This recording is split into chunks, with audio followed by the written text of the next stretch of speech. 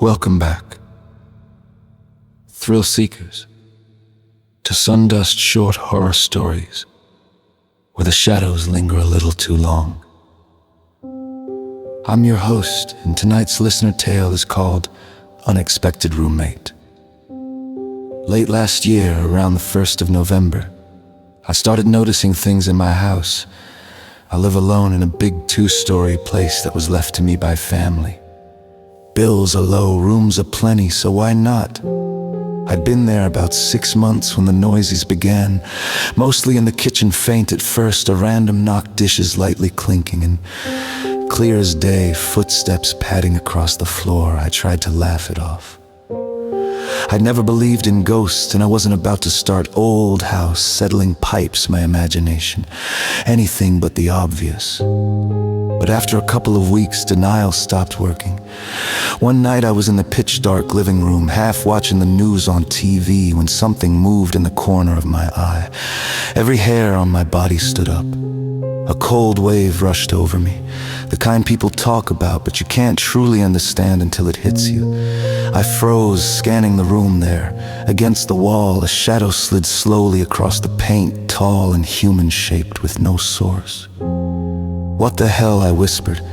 I bolted out the front door, heart hammering, and didn't stop until I reached the corner store.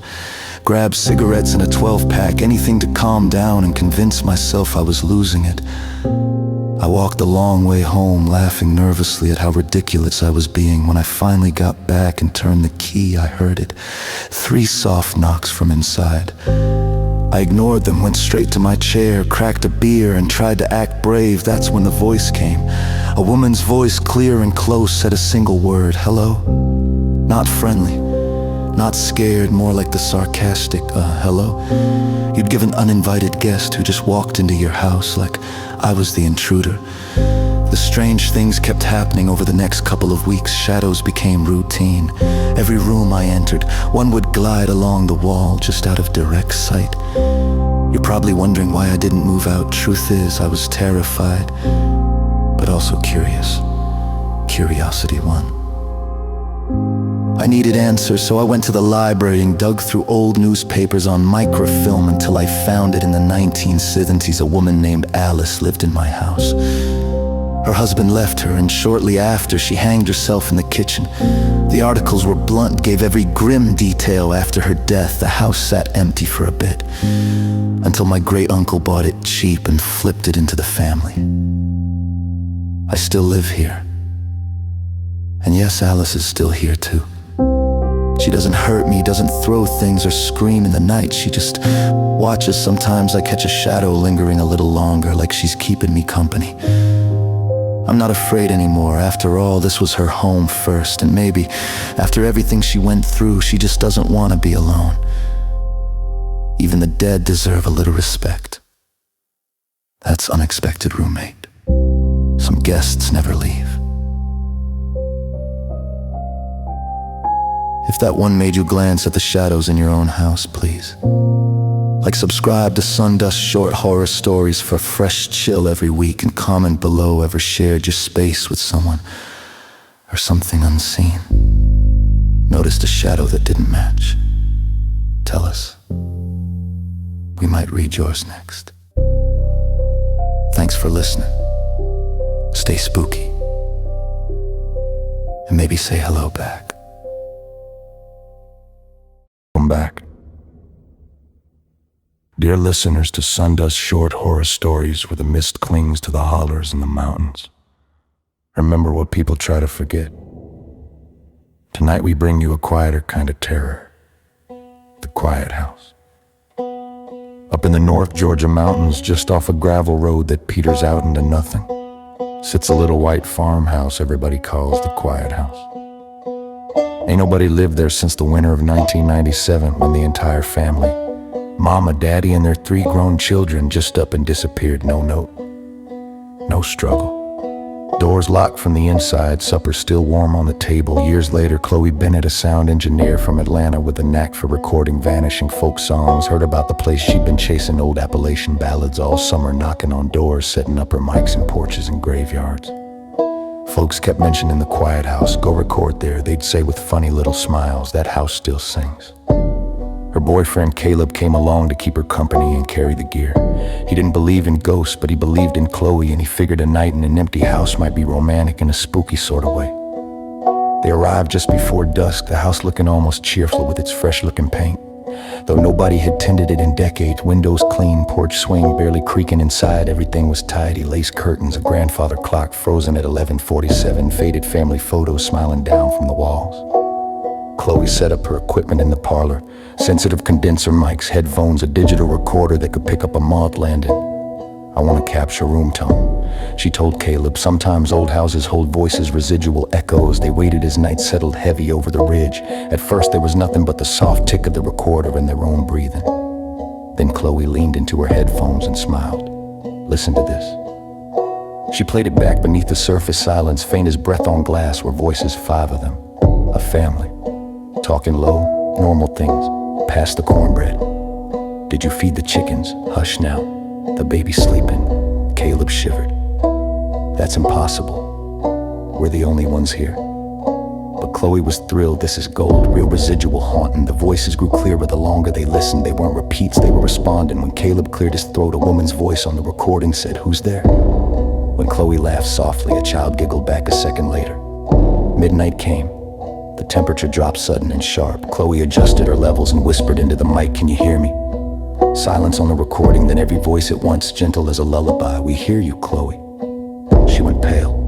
Caleb grabbed her hand. "That's enough. We're leaving." But when they stood, the front door wouldn't budge, lock, windows too, like invisible hands held them shut. The voice of return, warmer now, inviting, "Come sit with us.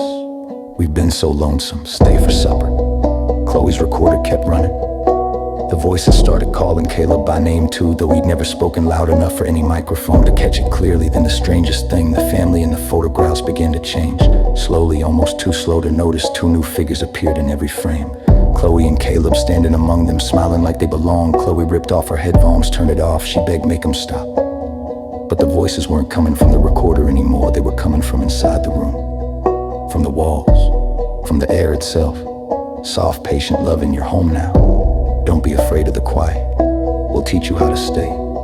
Searchers found their car the next morning, doors open, equipment neatly packed.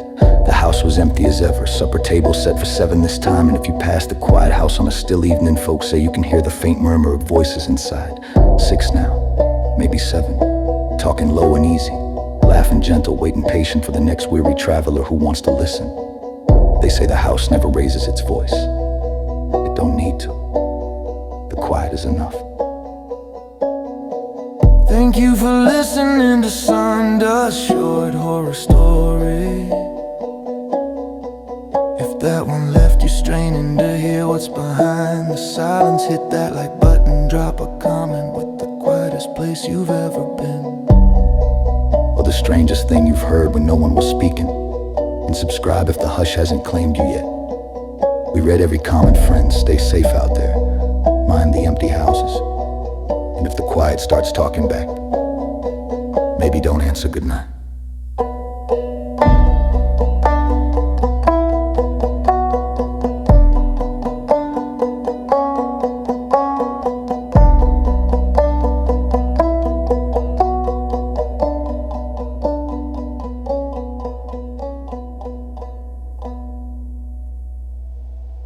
Welcome back to Sundust, short horror stories, where the quiet holds its breath.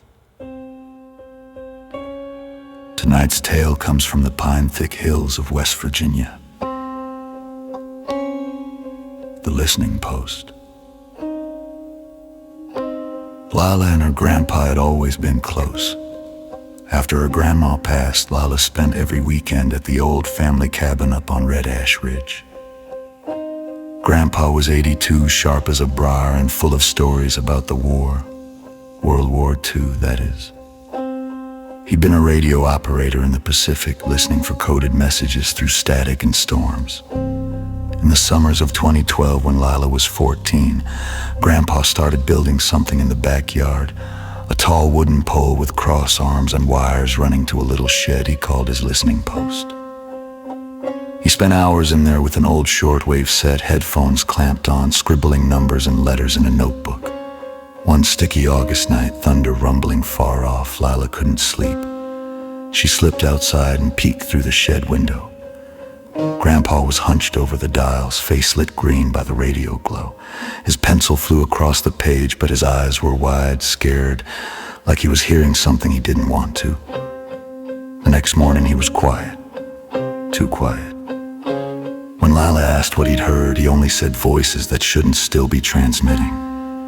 A week later, Grandpa had a stroke mild. The doctor said he could still talk, still walk slow, but the light behind his eyes had dimmed.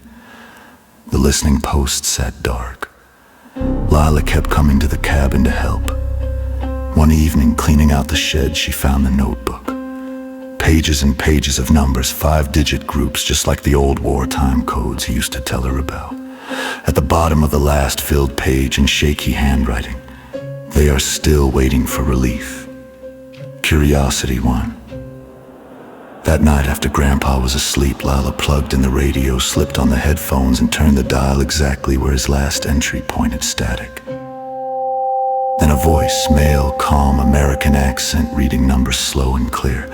37941, exactly like the groups in the notebook. Lila's skin prickled. She wrote them down. The voice repeated the set 3 times, then paused. Another voice cut in, fainter, urgent, overlapping. "Red Ash, do you copy? We are overrun. Request immediate relief, repeat. We are overrun."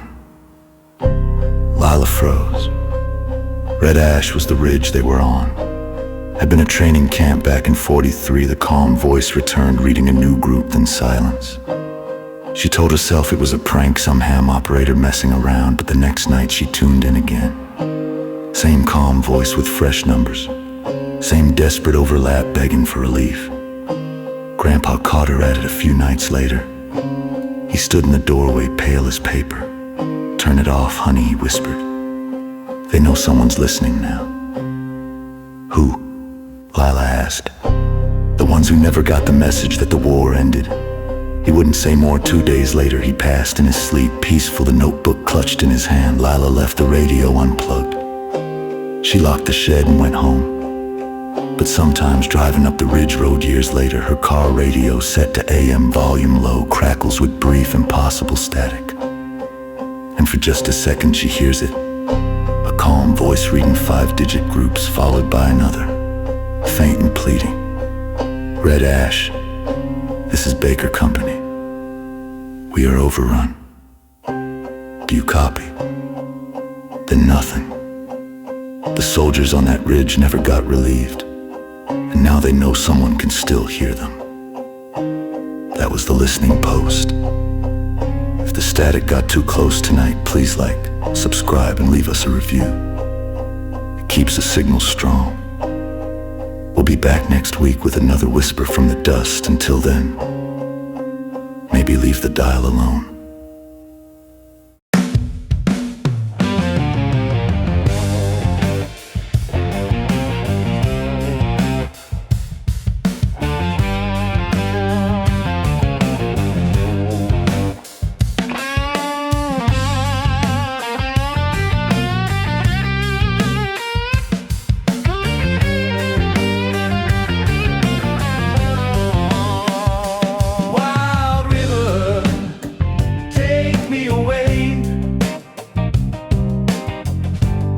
Let's become as one.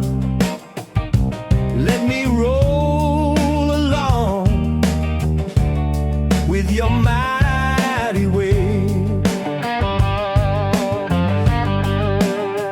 I feel the passion as I'm immersed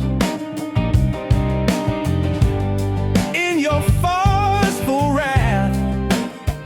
I also feel the affliction in the stillness of the aftermath.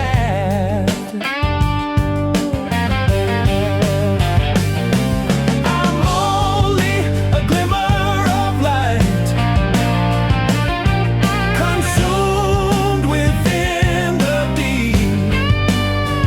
Let this wild river forever run.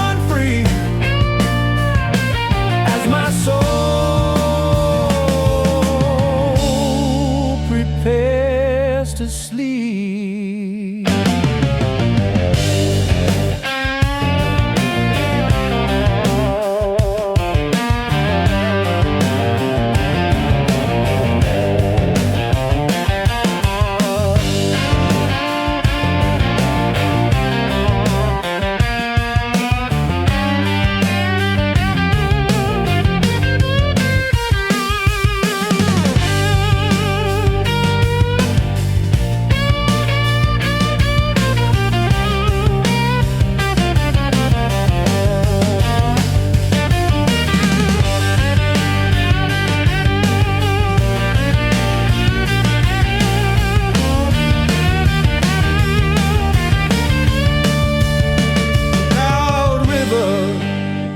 Take me away,